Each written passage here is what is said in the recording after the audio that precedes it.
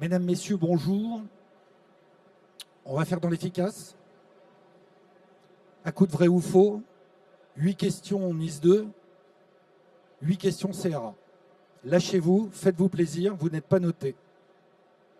Donc je suis Marc-Antoine Ledieu, je vous présente mon avatar en bande dessinée, qui est une femme, donc c'est normal. Hein.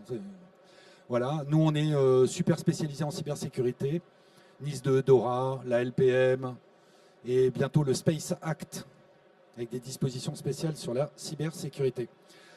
Toutes les slides que je vais vous montrer sont déjà en ligne sur le site web Ledieu Avocat, donc vous retrouverez sans téléchargement, bien sûr, en consultation toutes les slides. NIS 2, synthèse. NIS 2, c'est les infrastructures d'une entité qui va devenir essentielle ou importante, et on va essayer de voir dans quelle mesure. Retenez ça, service essentiel. Il y a des listes, de toute façon, on ne peut pas se tromper. Alors, attendrez-vous d'être désigné par l'ANSSI ?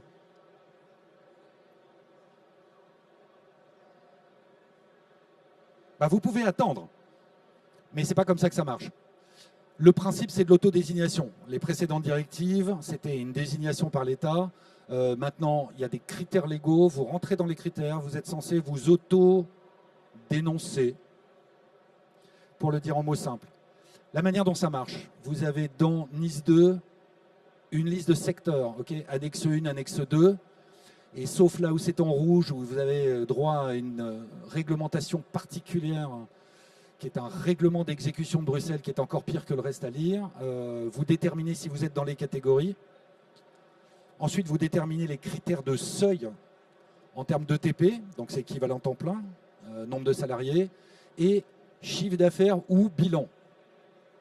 Sachant que, des fois que ce ne soit pas plus simple, le projet de loi français prévoit des critères qui sont pour l'instant dérogatoires par rapport à ce qui est prévu dans le texte européen. Donc ce n'est pas gagné.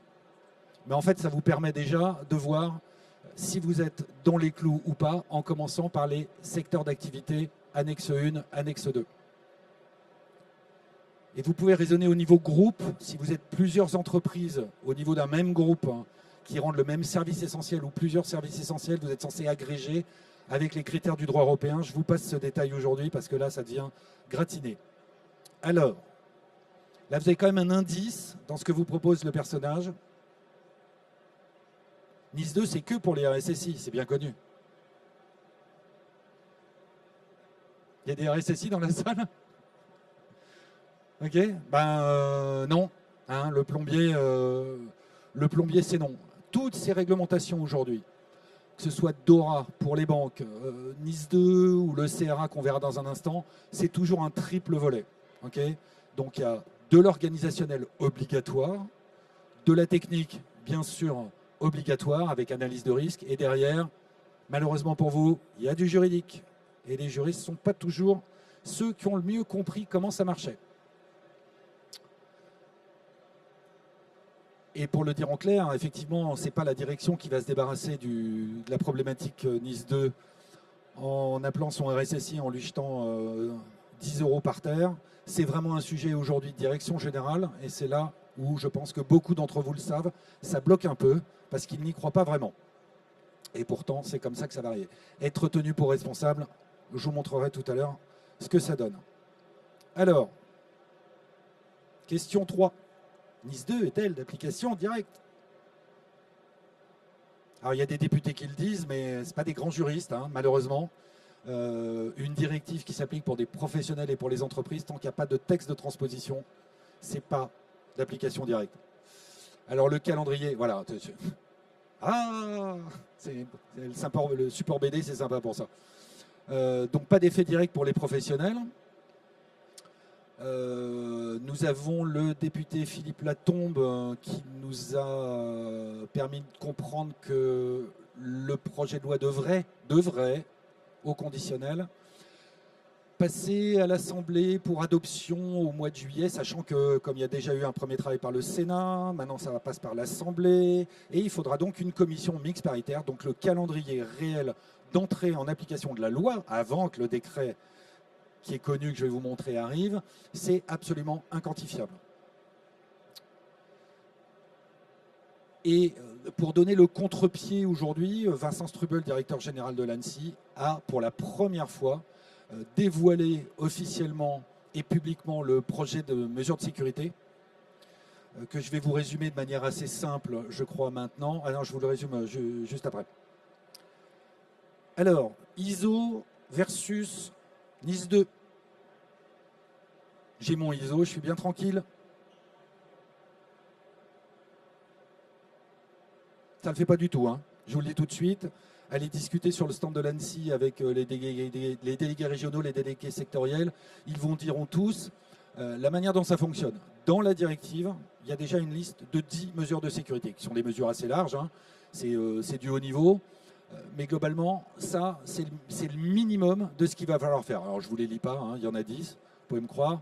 Mais globalement, on retrouve tous les classiques. Analyse de risque, gestion des incidents, sauvegarde, la sécurité de la chaîne d'approvisionnement, blablabla, blablabla.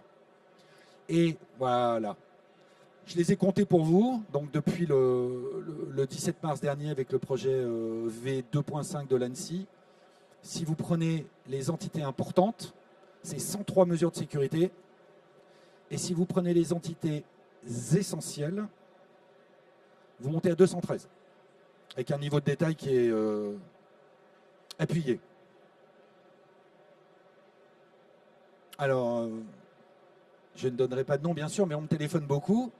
Et on me demande déjà si je vais travailler gratuitement pour des entreprises, des fois que je fasse le boulot gratuitement. Si vous attendez les subventions, je pense que vous êtes au courant que la France n'a plus de pognon et que les sources de financement se sont un peu taries pour les rares qui existaient. Donc évidemment, c'est faux et je ne vais pas vous faire un grand argumentaire. Ça, c'est la grande tarte à la crème, donc ça m'a amusé de faire cette slide avec ces personnages qui ont une tronche étrange. Le problème, c'est d'arriver à faire monter le discours au niveau de la direction, comme toujours. Avant, c'est trop cher, après, c'est trop tard. Je pense que je n'ai pas besoin d'insister sur ce point. Alors, tiens, elle y est 2 fois, celle-là. Bon, ok. Ah oui. Alors, si vous lisez un peu attentivement donc, le projet de décret de l'ANSSI qui a été rendu public, il y a une mesure, un objectif de sécurité qui est numéro 2, où on vous dit que si vous avez mis en œuvre un SMSI, un ISO 27001, si le périmètre, bien sûr, englobe l'ensemble du système d'information qui permet de rendre le service essentiel, eh bien, à ce moment-là, effectivement, le fait d'avoir déployé un ISO 27001 version 2022 vous permet de démontrer le respect de cet objectif. C'est la seule mesure dans tout le projet de décret qui ancre ISO et la mise en conformité NIS 2. Donc vous voyez, si vous êtes ISO, il y a encore du boulot à faire derrière. Quitte à faire ensuite des tableaux de concordance, mais votre référentiel à la base, c'est quand même le projet de décret de l'ANSSI. Ça, c'est une question qu'on me pose beaucoup. Je bosse pas mal avec des RSSI et ça, c'est les légendes urbaines qui circulent depuis un peu plus de 2 ans maintenant.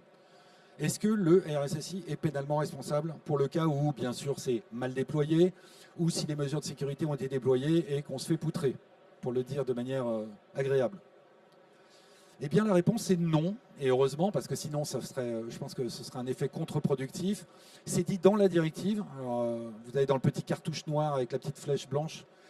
Donc, c'est dans des considérants de la directive. Les considérants sont les critères d'interprétation obligatoires et légaux en cas de contentieux judiciaire, notamment devant l'Union européenne, mais pas seulement.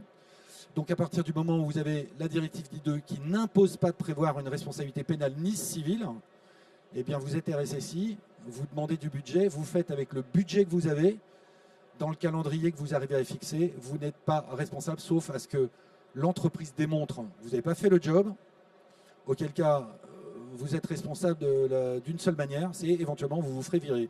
C'est rupture du contrat de travail. Mais vous ne serez pas responsable pécuniairement sur les problématiques qui seraient liées à un défaut ou à une mauvaise transposition de NIS 2. Heureusement. Et nous arrivons à la dernière question NIS 2 et on en revient à la direction. Alors c'est vrai ou c'est faux?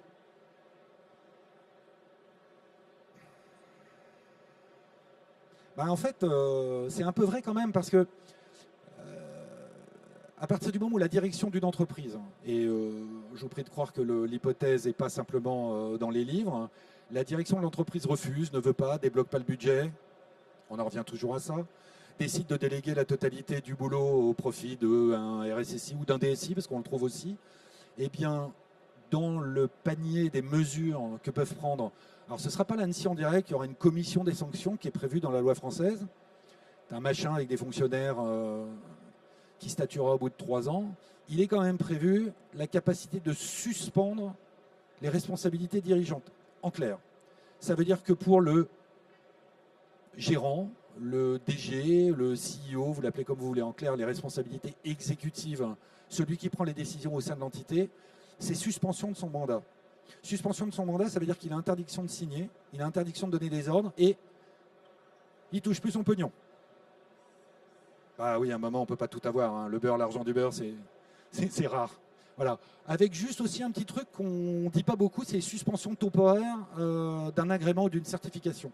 En clair, il y a des industries où pour exercer, vous avez un numéro d'agrément. Eh bien, l'autorité de sanction, cette commission des sanctions, sera capable de suspendre temporairement, c'est-à-dire interdiction de travailler pour l'entreprise. Alors ce sera rare, il ne faut pas rêver, il faudra vraiment qu'il y ait un refus majeur devant l'obstacle avant que ça marche. Mais sur le papier, c'est bien prévu.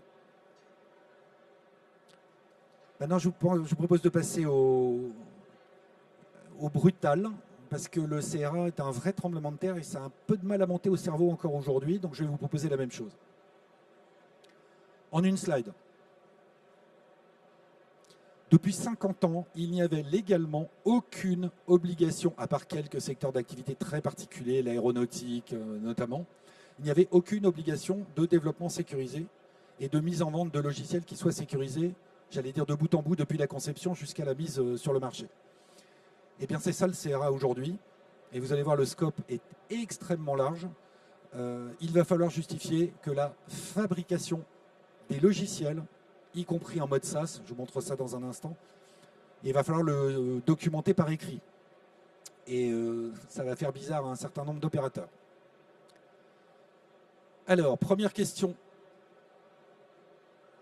Est-ce que le CRA est réservé en clair pour l'IoT vendu grand public ou est-ce que ça touche tous les logiciels? C'est-à-dire en clair, le B2B et le B2C. Ça vous laisse sans voix? C'est simple, hein, c'est tout le monde. Alors effectivement, au départ, le CRA était prévu pour être spécial IoT, donc les produits avec du logiciel dedans, les produits physiques avec du logiciel vendu grand public. Et quand c'est passé en deuxième lecture par les commissions, ils ont élargi systématiquement à tous les logiciels, d'ailleurs même en standalone, qui sont commercialisés sur le territoire de l'Union européenne. Hein, que ce soit un ou plusieurs pays de l'Union européenne, c'est absolument tout le monde. Alors ça, c'est la légende urbaine, pareil, qui circule de manière tout à fait délicieuse à propos du CRA. Je market, je commercialise mon logiciel en mode SaaS, je ne suis donc pas soumis au CRA. Non? Oui? Ah bien sûr. Alors bon, ça a été écrit avec les pieds hein, par l'Union européenne parce qu'ils ont mis une double négation. Mais quand on dit ne pas, bah vous enlevez le ne pas, c'est les services en nuage conçus et développés sous la responsabilité du fabricant, CRA. En clair, moi à mon modeste niveau, je suis un cabinet d'avocats, nous sommes très nombreux puisque nous sommes 2. J'ai ma compta avec un logiciel de compta en mode SaaS. C'est le fabricant du logiciel, l'éditeur, qui a conçu lui-même le fait que le produit, le logiciel soit accessible en mode SaaS, eh bien, ils sont soumis au CRA. C'est conçu et développé sous la responsabilité du fabricant. Le seul moment où vous échapperez au CRA, c'est lorsque vous faites l'acquisition d'une licence de logiciel on-prem et que vous décidez de le mettre dans un cloud à vous. Mais ça restera du on-prem au regard du CRA. Donc, c'est à peu près 95% des logiciels aujourd'hui commercialisés qui vont tomber sous le coup du CRA. Alors, effectivement, bon là j'anticipe un peu, vrai-faux, on s'en fout un peu, mais c'est sur le fabricant que ça va peser. Et là, accrochez-vous, ça va piquer aux yeux. Je vais vous montrer ce que doit faire le fabricant soumis au CERA, c'est-à-dire quasiment tout le monde. D'abord, il y a 13 exigences cyber. Alors, je ne vais pas vous les lire. J'ai fait 13 pictos. C'est complètement illisible. Ça ne donne pas envie. Et dites-vous bien que, voilà, que ce soit les configurations de sécurité, les mises à jour de sécurité, le contrôle d'accès, les problématiques de chiffrement, le contrôle d'intégrité, blablabla, blablabla, tout ça, c'est avec analyse de risque, produit par produit ou gamme de produits par gamme de produits. Vous faites votre analyse de risque. Ensuite, vous prenez vos 13 mesures et vous regardez, ça je fais, ça je fais pas, et vous documentez par écrit. Par écrit. Ce qui veut dire que nous, derrière les juristes, on va prendre l'analyse de risque, on va prendre les extraits pertinents, on va les mettre dans les contrats, on va prendre la liste des 13 mesures et on dit ça on fait, ça on fait, ça on fait, ça on fait pas, ça on fait, ça on fait, ça on fait pas. Et si l'autorité de contrôle arrive, je vous montrerai dans un instant, vous êtes censé en justifier. Et l'autorité de contrôle peut requalifier un certain nombre d'items que vous auriez exclus du déploiement de vos mesures de sécurité en clair de votre produit CRA. Alors il y a des trucs, limiter la surface d'attaque, bon, moi j'ai bien compris ce que ça voulait dire, il faut y aller un peu à vue de nez, mais vous allez voir, il y a un ou deux indices que je vais vous dévoiler. Ça c'est la première partie. La deuxième partie, c'est la gestion des vulnes. Alors la gestion des vulnes, on s'était dit, nous en lisant attentivement le CA, qui est une lecture délicieuse, je vous le recommande, hein, un soir ou un lendemain de cuite, c'est très très bien le CA, hein. Vous endormez direct. On avait compris que les exigences de vulnérabilité, pareil, étaient soumises à l'appréciation du risque faite par l'entreprise. On vient d'avoir une communication il y a un peu moins d'un mois sous forme de FAQ de l'Union européenne et là ils ont été très clairs. Ils disent alors l'analyse de risque c'est bien pour les 13 mesures cyber, donc c'est la slide horrible d'avant, et pour ce qui est de la gestion des vulnérabilités et tout le mécanisme de gestion des vulnes, là c'est 100% pour tout le monde. En fait c'est ça le gros du dispositif du CRA, c'est d'arriver à faire en sorte que les logiciels soient résistants en termes de vulnérabilité et de gestion des vulnes. Donc là, c'est zéro tolérance. Il faudra déployer l'ensemble des 8 mesures que je vous ai listées de manière délicieuse avec la première 1 sur 8, qui est quand même un gros tremblement de terre. Il va falloir, par écrit, faire ce qu'on appelle la nomenclature des logiciels. En clair, c'est le SBOM. D'accord ? C'est-à-dire faire la liste des briques, qu'elles soient open source ou propriétaires, qui sont embarquées dans le logiciel que vous commercialisez avec ou sans matériel. Et des fois que vous n'ayez pas peur du CRA, ça, c'est le résumé de l'ensemble des documentations que le fabricant doit tenir à disposition de ses clients professionnels comme de ses clients consommateurs pour avoir le marquage CE. Bon, ça fait rigoler tout le monde le marquage CE parce qu'un logiciel avec du marquage, on voit bien ce que ça va donner, mais globalement, il faudra justifier d'une description générale du produit, mais surtout, c'est le 2 sur 8, ok, prouver et décrire les mécanismes de conception, de développement et de fabrication sécurisés. Je vous laisse apprécier ce que ça va donner. Et après, vous voyez, l'évaluation des risques, ça c'est connu.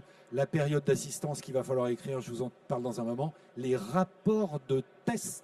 Il va falloir tester vos applications et documenter que vous l'avez fait et tenir ça à disposition des autorités de contrôle à qui on souhaite bien du plaisir. Allez, 4 sur 8. Les mises à jour de sécurité seront obligatoires pendant 5 ans. Vous pouvez faire oui, hein, je vous le confirme. Alors ça marche en 2 temps. D'abord le principe posé, alors vous allez voir c'est magnifique, c'est l'Union européenne. Le principe c'est une période d'assistance obligatoire de 5 ans pour tous les logiciels. Ça c'est la base.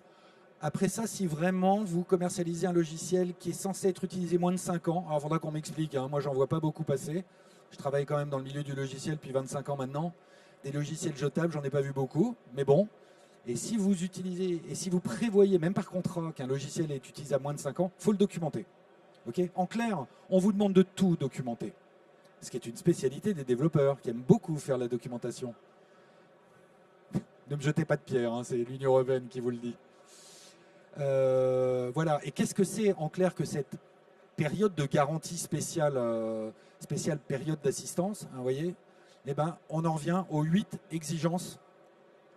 Gestion des vulnérabilités, vous êtes tenu au minimum pendant 5 ans.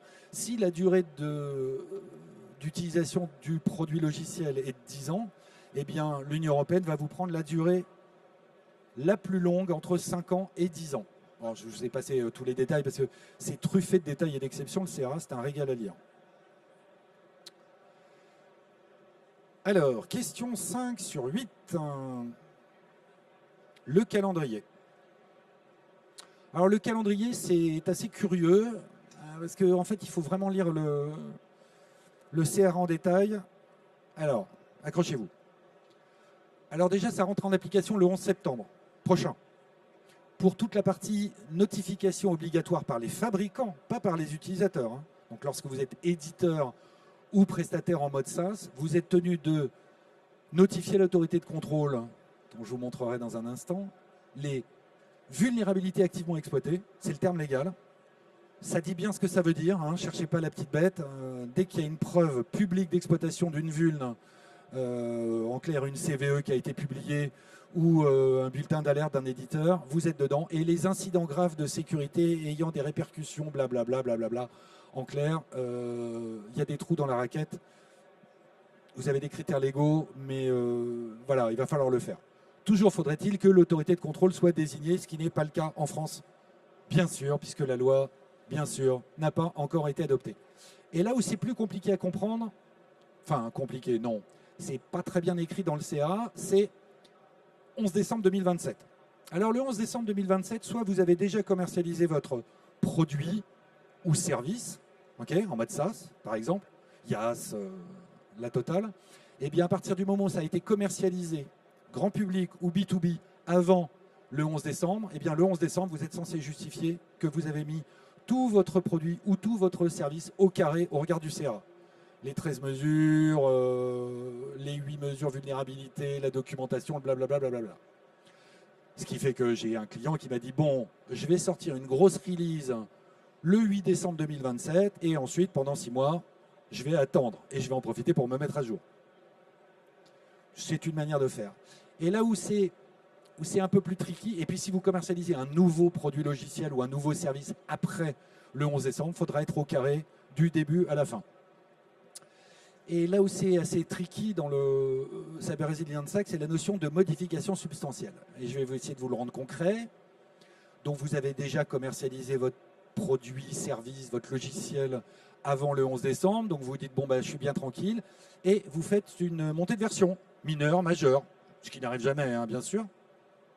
Et là, vous dites, mais est-ce que c'est une modification substantielle? Si vous faites une montée de version qui est qualifiée de modification substantielle, eh bien, c'est cette version qui prendra en compte la modification substantielle qui devrait être 100% au carré au regard du CRA. Et maintenant, je vais vous montrer ce que c'est qu'une modification substantielle. Parce que c'est une escroquerie. Eh bien, c'est des tas de modifications qui ne sont pas substantielles, parce que vous pourriez vous dire, oh là là, j'ai implémenté plein de nouveaux trucs, ok, voilà, vous serez bon comme la romaine. Le critère, alors c'est pareil, hein, ce sont des citations du CA, hein, je ne suis pas assez intelligent pour inventer. L'ajout de nouvelles caractéristiques, on ne vous dit pas nouvelles fonctionnalités, nouvelles caractéristiques, par exemple un nouveau champ de saisie. Et moi, le critère que je retiens, avocat légaliste qui quand même a un peu l'habitude de lire ça, c'est l'augmentation de la surface d'attaque. Okay, c'est une citation du CA. Donc dès qu'une autorité de contrôle arriverait et va déterminer que votre modification augmente la surface d'attaque, vous êtes en modification substantielle et la version de votre logiciel ainsi que les ultérieures est censée être 100% conforme au CRA. Et c'est à ce moment-là que le Père Noël arrive le 24 décembre, comme chaque année, bien sûr. Alors, il y a beaucoup de détails sur la notion de modification substantielle. En clair, si vous rajoutez des émoticônes, ce n'est pas une modification substantielle. Vous faites une release de sécurité, pure sécurité. Ça n'est pas une modification substantielle. L'idée, c'est de renforcer la sécurité au fur et à mesure. Okay, donc, on ne va pas vous massacrer si vous êtes éditeur ou prestataire hein, sur des releases pure sécurité. Mais dès que vous allez toucher une ligne de code en rajoutant, vous allez augmenter votre surface d'attaque. Là, il s'agit de s'intéresser un peu à l'avance sur la version et votre conformité au CRA. Alors les sanctions. Alors oui, bien sûr, nous avocats, on est des spécialistes on vous fout la trouille avec les sanctions, c'est pas vrai, hein, il y en aura des sanctions, mais c'est pas gagné. Simplement, il y a un nouveau mécanisme. Ce qu'il faut comprendre, c'est que dans le CRA, pour la première fois, les logiciels sont qualifiés de produits par l'Union européenne. Donc on va appliquer la législation produit. Et dans la législation produit, ben, il y a des sanctions pécuniaires, hein, je vois soit 1%, 2%, blablabla, ok, si vous ne respectez pas ceci, ceci, cela. Mais si vous avez aimé le scandale des airbags Takata, ok, donc ces voitures qu'on a équipées avec des airbags, ben, vous avez bien compris, comme moi, qui explosaient, qui tuaient des gens quand même, donc ça craint, c'est retrait du marché. Retrait du marché, ben, vous avez un super avocat qui vous le dit, c'est une interdiction de vente. Okay, donc c'est les autorités de contrôle qui vous forcent à retirer votre produit ou votre service de la vente, B2B ou B2C. Ça arrivera rarement. Celui sur lequel ça va tomber, c'est la mort économique. C'est le but, hein. C'est servir d'exemple. Parce qu'après ça, le rappel du produit, si quelqu'un peut m'expliquer comment on va désinstaller un logiciel pour arriver à faire une montée de version qui soit conforme au CRA pour la réinstaller, là, je pense que voilà, c'est un peu dans les livres, mais la vraie vie, retrait du marché. Alors, il y a deux manières de le concevoir, hein. Vous avez des brosses à dents connectées, les autorités de contrôle arrivent dans un supermarché, retrait du rayon, et les stocks sont gelés, donc là, ça calme tout le monde. Ou alors, c'est notification à l'entreprise, et on regarde à partir de quand elle vend, et on lui interdit de vendre. Et ça se contrôle assez bien. Donc, celle ou celui sur lequel ça va tomber, ça fera rire personne. Allez, on est presque au bout, de manière à ce que vous puissiez poser des questions. Et sinon, si vous ne me trouvez pas, je suis en zone fumeur, hein. Là, vous êtes sûr de me trouver. Et je répondrai volontiers à vos questions. L'autorité de contrôle, c'est l'ANSSI. Ah oui, c'est du logiciel, donc c'est l'ANSSI. Eh bien non. Il y a un projet de loi qui a été un peu divulgué, bon, via LinkedIn, machin, truc. C'est la NFR, l'Autorité nationale de contrôle des radiofréquences. Alors, la petite histoire raconte qu'en fait, il y aurait eu une réunion des autorités de contrôle. À un moment, un responsable politique a dit qu'il y a trop de travail, tout le monde a levé la main, sauf la NFR. Et on a dit, bah, c'est toi qui vas récupérer le bébé. Bon, alors la vraie histoire, on ne la connaît pas, mais aujourd'hui, normalement, c'est la NFR qui va récupérer ça. Et on leur souhaite bien du plaisir. Et la dernière question que j'entends beaucoup, c'est pour ça que je vous en fais profiter, ah bien... Si je suis soumis au CERA, je ne suis pas soumis à Nice 2. Ah bah oui, bien sûr. Hein. On ne va pas empiler les... Bah, bien sûr que non. Bien sûr que non. Donc la manière, voilà, c'est ma dernière slide pour ce matin. Donc d'un côté, ben, vous pouvez être... et j'ai un client, ben, voilà, ils sont Nice 2 et ils commercialisent. Hein, ils sont quelque part. D'ailleurs ici, je tairai leur nom, bien sûr, pour des raisons de secret professionnel. Et bien sûr, ce qu'ils commercialisent, eh bien, c'est un logiciel un peu sensible, donc ils seront soumis et à Nice 2 et au CRA. Voilà, donc ils ne me prennent plus au téléphone, ils font la gueule, et je vais me faire un plaisir de les assister dans leur mise en conformité. Voilà. Donc vous avez toutes mes slides en ligne, et je vous remercie de votre attention. Et j'ai même respecté mon timing, je réponds à vos questions volontiers.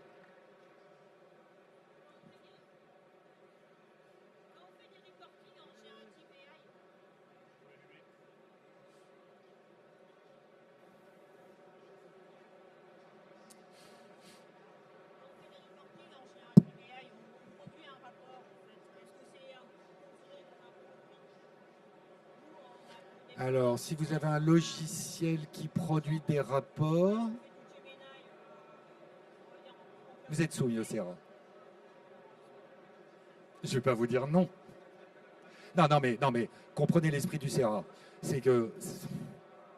Personne ne m'écoute, ça va. C'est la fête du slip depuis 50 ans dans l'univers du logiciel. Ça fait 25 ans que je mens, hein, donc je suis au courant. Et maintenant, on arrête de jouer. Soit vous mettez en place vos mesures de sécurité, soit vous y échappez. Et si vous y échappez, vous avez des réglementations spécifiques, type aéronautique, les bateaux, la santé, qui ont des réglementations qui sont encore plus strictes. Mais globalement, maintenant, c'est prouvé que vous avez développé votre logiciel, que vous le commercialisez on-prem ou en mode SaaS, qu'on arrête de se faire poney comme des malheureux, quelle que soit la finalité de votre logiciel. Les sites web étant des produits CRA, sauf le site web, le dieu avocat, bien sûr, qui n'est qu'un site vitrine. Parce que la surface d'attaque, au pire, c'est moi qui vais me faire poutrer et c'est moi qui pleurerai. J'ai des backups, il faut y aller. Je suis très au point.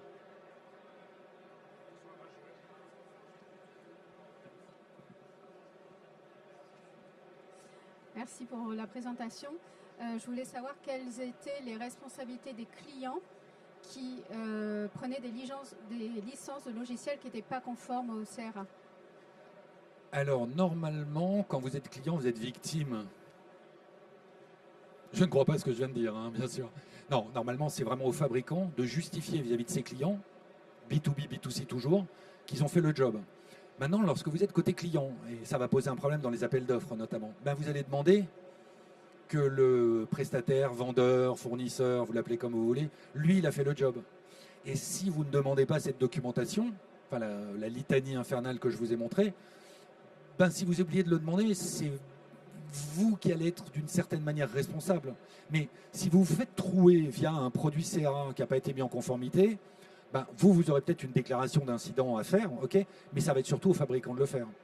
Donc à un moment, la responsabilité, c'est quand même pour le fabricant, parce que c'est eux qui sont impactés par cette réglementation. Mais à un moment, le client négligent qui dit « je m'en fous, baissez-moi le prix de 20%, vous me justifiez de rien et je vais rouler comme ça », ce ne sera pas une responsabilité de l'entreprise vis-à-vis de l'extérieur. Ce sera peut-être une responsabilité de celui qui a signé la licence de logiciel en disant « je m'en fous ». Là, ce sera une responsabilité individuelle qui s'appelle licenciement quand on est salarié. Donc c'est pas aussi direct que le RGPD, par exemple, qui exige que les sous-traitants... que les responsables de traitement aient vérifié la conformité de leurs sous-traitants. Non, c'est pas écrit directement c'est pas dans pensé les comme textes, ça. C'est pas pensé comme ça. Voilà. Mais aujourd'hui, moi j'ai mon premier procès CRA qui a commencé au mois d'août dernier. Parce que j'ai un client qui a fait développer un produit logiciel par un prestataire qui a développé.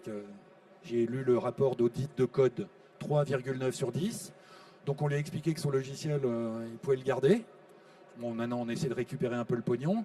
Et le juge nous a dit « Ah oui, quand même, mais le CRA n'est pas obligatoire. Mais vous auriez dû anticiper. » Et on était entre professionnels, hein, donc un logiciel professionnel, développeur professionnel pour un logiciel professionnel. Et on lui a dit « Tu n'as pas su, tu n'as pas anticipé, tu n'as même pas prévenu ton client qui avait le CRA. Tu es donc déjà responsable. » Mais on va rester dans une responsabilité B2B, là. La responsabilité B2C, ça va être difficile. Quand vous vendrez peut-être B2C, il y aura peut-être des responsabilités. Mais alors, imaginez les tribunaux qui vont être saisis de ça, ça va être compliqué, ça va être long, et c'est pas gagné. Allez, une dernière question, et après on devra malheureusement enchaîner. Après, c'est en zone fumeur, hein, je vous le rappelle.